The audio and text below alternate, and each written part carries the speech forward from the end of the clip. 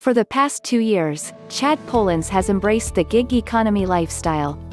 Polans, who lives in Orlando, Florida, has worked for Instacart, Uber, Lyft, Amazon Flex and other services as a way to maximize his earnings. He likes the variety and even launched a YouTube channel, where he offers tips for fellow drivers and interviews other gig workers. But in May, with joblessness surging due to the coronavirus pandemic, Polans saw his income plunge to $50 a day, or about 1/3 of his prior earnings. The gig economy was suddenly swamped with newbies, he said. So Polans quit and opted instead to collect state and federal unemployment income, which he said provides him with more money than he could get delivering groceries. "How do you make a living when you're competing with so many people?" Polans said.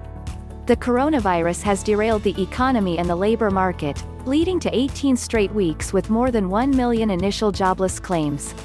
The massive pool of unemployed Americans has quickly saturated the market for contract-based drivers and delivery people, just as ridership on services like Uber and Lyft has come to a screeching halt.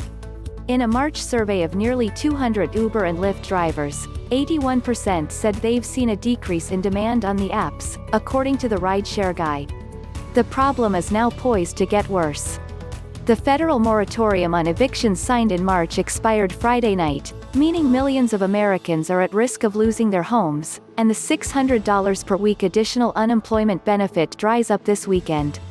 Sources told CNBC that Republicans were considering extending the benefit at a reduced rate of $100 per week through December. With these financial pressures looming, more people are likely to turn to delivering for Instacart, Amazon Flex, Uber Eats, DoorDash, GrubHub, Postmates, which Uber acquired this month for $2.65 billion, and Target's Shipt.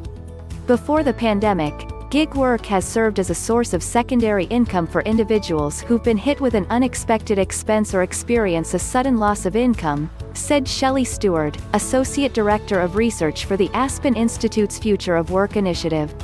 During the pandemic, with job loss or a potential drop in unemployment benefits, that is a drop in income, Stewart said. We would expect to see one of the ways people cope with that is to pursue this app-based gig income. The gig economy has exploded in the past decade, thanks to the ubiquity of smartphones and the billions of dollars of venture capital money that poured into companies in the space. The jobs have been popular with people who need part-time work or flexible schedules, and the technology allows workers to get paid quickly.